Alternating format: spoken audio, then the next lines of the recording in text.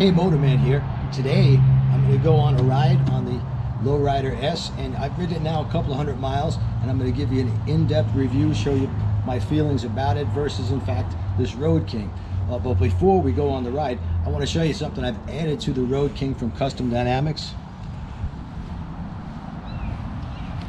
That's these right here. They call them Bag Z.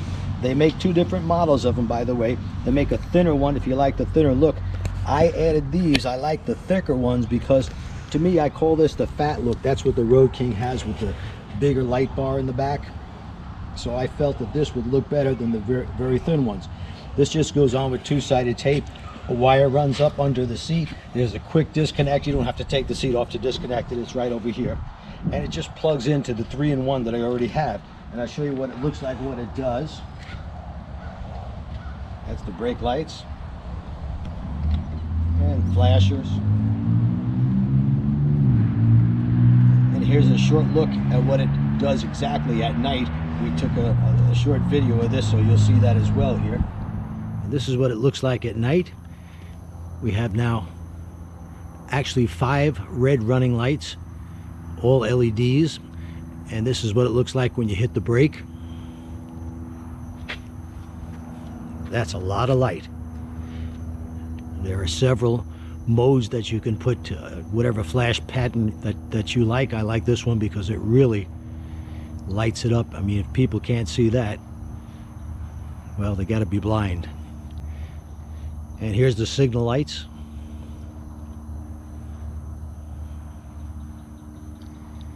And the signal lights on and the brake light, what does it look like? Right there. You can see it. The brake light flashes, but the signal light flashes normally.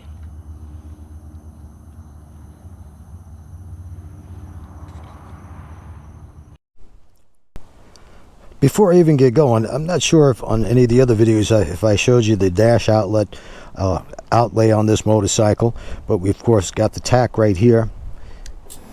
Turn this on, and we have right now, this is on the odometer setting. You press this button that changes that to the A and B odometer, trip odometer. Reserve is 173 miles left on this tank of fuel. And of course you could set the time. I haven't figured that out yet, and I wanted to mention this because these motorcycles come now standard with the security system. And what you want to do when you get one of these bikes, or any of the new motorcycles with the security system, is you want to be able to set your own PIN number. So in case you lose your keys, you're out someplace, right on the motorcycle, you're at a bike rally, you lose your keys, now you can't do anything, you can't start your motorcycle. But if you set your own PIN, you will be able to shut off the security system and ride the bike away, unless you lock the forks. If you lock the forks, you're totally screwed. But anyway, the reason I'm mentioning that, because it's a procedure that you have to do, and it's spelled out very clearly in the manual. What it doesn't tell you in the manual, though, is that you must go through this procedure very quickly. If you wait even a second, I tried it 10 times before I finally got it. In fact, I had to go on YouTube and watch somebody else do it, and then they told me that, yeah, you better be hitting these things right away, quickly, or you're not going to get it set. But anyway, that's just a tip for the security system. There's plenty of guys on there showing you how to do it. Just make sure that you do it really fast when you go through the sequence. Put your own PIN number in, and then you'll be able to start the motorcycle with or without the key fob present.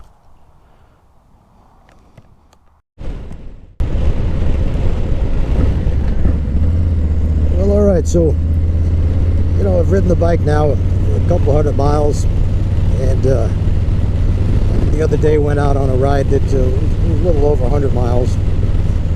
And first I'm going to talk a little bit about comfort. The way the bike is set up right now, it's not set up for long distance touring. Let's face it, it doesn't come with any saddlebags, or anything like that. It, of course, can be made into a touring motorcycle. It's got all the power you'll ever need for high-speed touring. But as it comes from the factory, and I know this is a fashion thing, they've got these handlebar risers with the motocross style handlebars. They make me have to lean forward a bit too much in order to reach the bars. So if I'm trying to sit straight up as I can in the seat, my arms are fully extended, there's virtually no bend. Now I have adjusted the bars down a bit so that I've got as much pullback as possible, but it didn't really help much. It needs to come back at least another 1.5 inches to be more comfortable for me.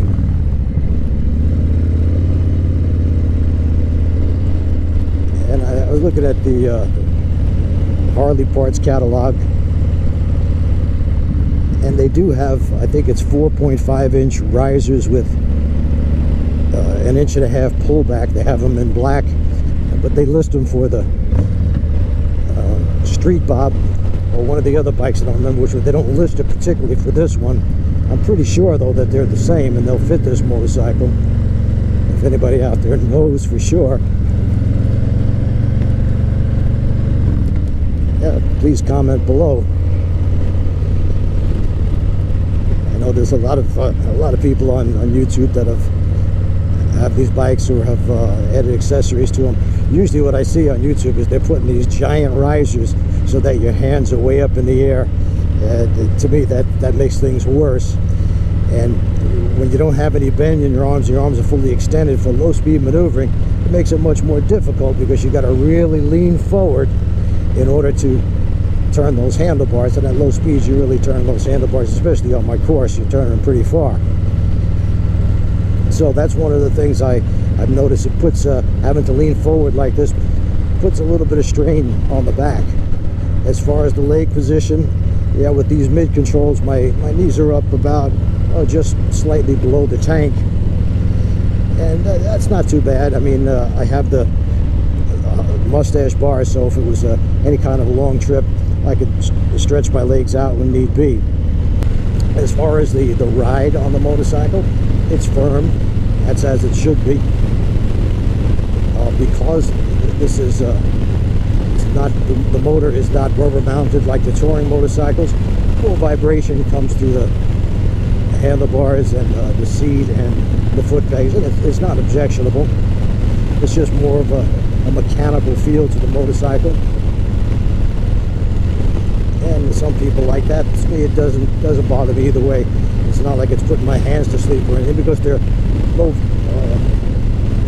pressure vibrations. By the way, it's windy as hell out today, and that's another thing I have to talk about. This fairing that comes with the motorcycle, it does pretty much nothing to block the wind.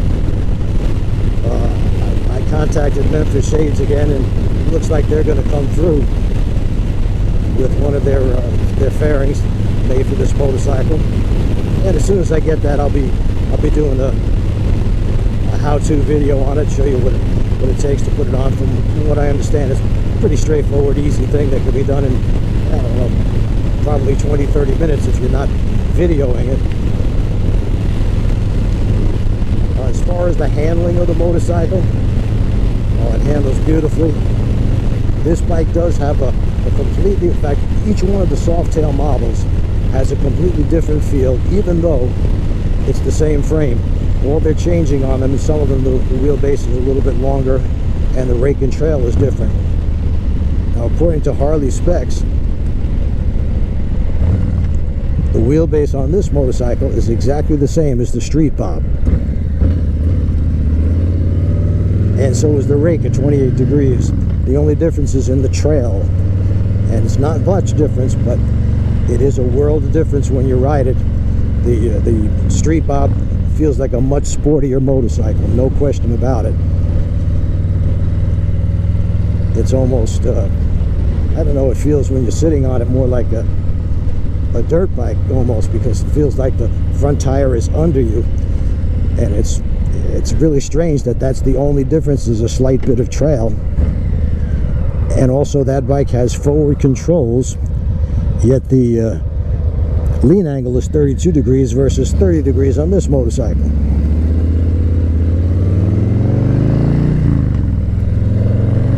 Now, I haven't done any low speed maneuvers yet on this motorcycle, but I'm going to pull into this Walmart parking lot and try it out a bit, so you'll get to see it exactly how it happens the very first time. I might take it to the class tomorrow and put it through the course. Now, my wife won't, she would never, she usually, I take the trailer down there with all our equipment for the class, and she rides down, she'll ride the Ultra or the Electric Light or the Road King, but she would not ride this. In fact, doesn't want to touch this bike. I don't know why. You know how they are, women. You can't figure them out. We don't know what goes through their heads, but she's always been like that. She likes one or two different kinds of motorcycles, usually the same type of motorcycle, and that's it. She won't try anything new. This parking lot's in kind of bad shape with sand and everything here.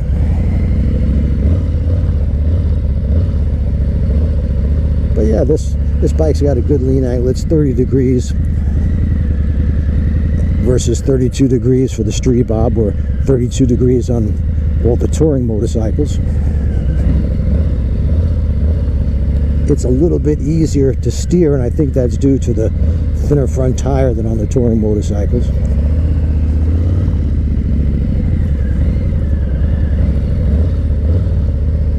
And it's about a 20-foot turn. I'm pretty sure I get it under 18 feet. And maybe you'll see that tomorrow at the class.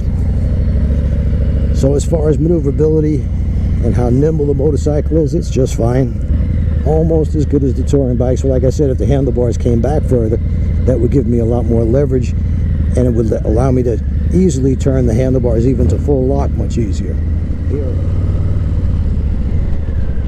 Still love the way the motorcycle looks.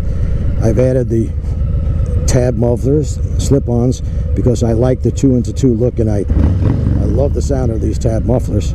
I haven't had to tune it or anything. I notice it to me feels like it added about 8 or 10 horsepower. It feels quite a bit quicker.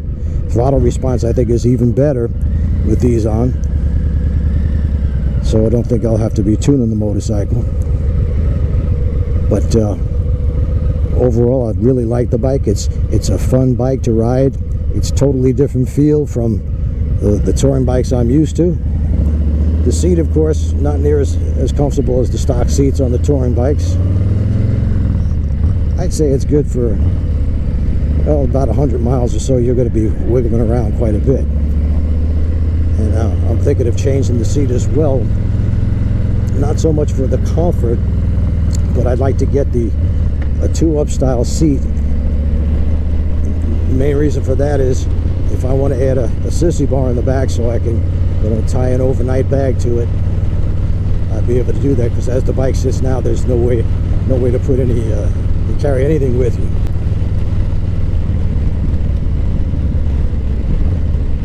Cable clutch on this bike is wonderful. Oddly, it feels much lighter than the hydraulic clutch, and supposedly the reason that they put hydraulic clutches on the touring motorcycles is because it's got an easier pull, but I'm telling you, it sure doesn't feel that way. And of course, with the cable clutch, you can adjust it to grab anywhere you want. Right the way it came from the showroom, it feels fine to me. I've had no reason to adjust it. Braking is good on the motorcycle because it's got the dual front discs and of course ABS. The rear brake, on the other hand, not so much. I don't know if it's going to be a braking thing, but it takes about twice as much pressure on the rear brake as it does on the touring motorcycles. I'm probably going to switch to DP brake pads. They're the best. I haven't had any squeaking yet from it, but it might start doing that once the bike heats up a bit on the course. But the DP brakes usually stop a lot better than the stock Harley brakes, and they don't put any dust on your rims, so that'll be one of the changes I'll be making. I got to contact DP. That's David Papa, by the way. And I'm trying to think of what other changes I might make to the motorcycle. If you got any ideas, comment below. I'm open for ideas. I might not take your ideas, but I'm always open to hear people's different opinions. I'm definitely not sorry I got the bike. I have 2 touring motorcycles, and if I'm going to take a long ride, that's bike week. We're gonna head over to Daytona, so that'll be a round trip of a little over 300 miles, and I won't be taking this bike over there. It's just the comfort of the touring motorcycles can't be beat.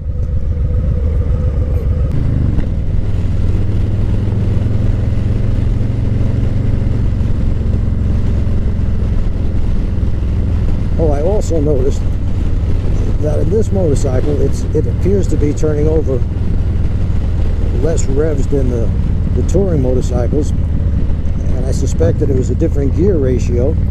And sure enough, I checked on Harley's website, and it is different. On this bike, 4th gear up to about 60 miles an hour is fine. On the Road King, I can actually get into 5th at 50 miles an hour and 6th gear at 60 miles an hour. If I put this in 6th gear at 60, it just doesn't feel right. It's not lugging or anything, but it is a slightly wider range gearbox than the touring motorcycles.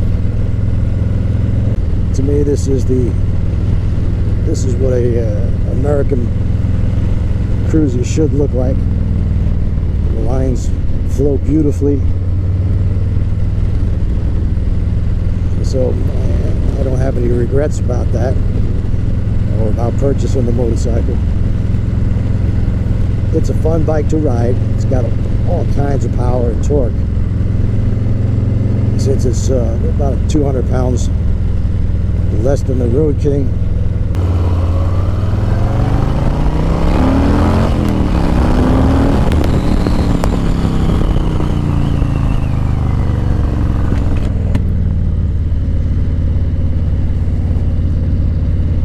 This bike is fast for a cruiser. Yeah, it's not a sport bike. I know if you got a Gixxer or a 1000 or one of those sport bikes, yeah, they're a lot faster. But for a cruiser, this bike is pretty damn fast with that 114 motor.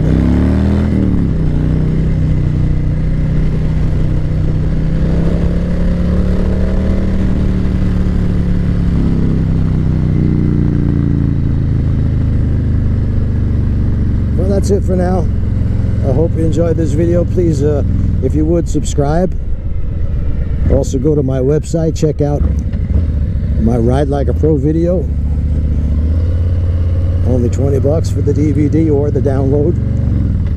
Surviving the Mean Streets, only $15. And if you get both of those on USB, you could take it with you when you're practicing. That's just 35 bucks to your door for the USB. Plug it right into your phone. Watch the exercise, practice it. And we also have, for high speeds, Ride Like a Pro and the Tail of the Dragon. That's 2 videos, 2 DVDs for 15 bucks. And of course, my book, Ride Like a Pro. You can get them all, the entire set of videos on DVD for, I believe it's $89. We cut the price by 10 bucks for you. So please give me a thumbs up. Don't forget to subscribe. And until next time, this is the Motorman signing out.